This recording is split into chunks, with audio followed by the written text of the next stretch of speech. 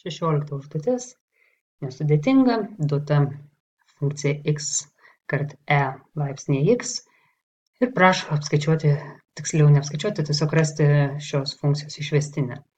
Tai paprastas uždavinys, tiesiog reikia taikyti sandaugos išvestinę.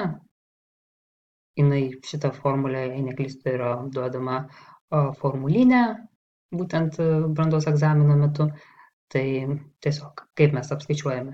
Reiškia, mes turime dvi funkcijas, viena funkcija yra x, kita e laipsnį x, reiškia, abi šios funkcijos yra sudaugintos.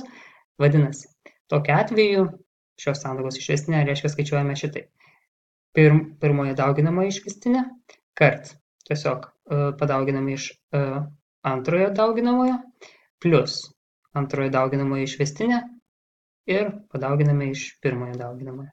Tai tokiu atveju gauname štai tokį reiškinuką, kurį reikia, dar aišku, jisai nesutvarkytas, nes nepaskaičiuotos išvestinės. Tai x išvestinė yra tiesiog vienetas, o e laipsnį x išvestinė, kaip žinome, šita funkcija yra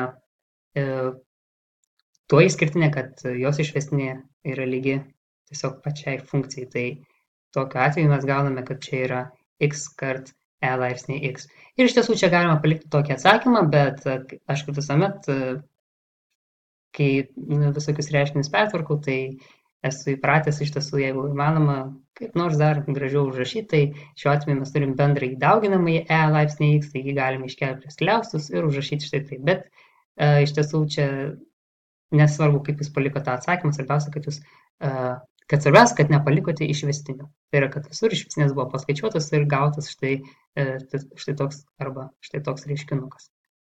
Taigi, toks atsakymas.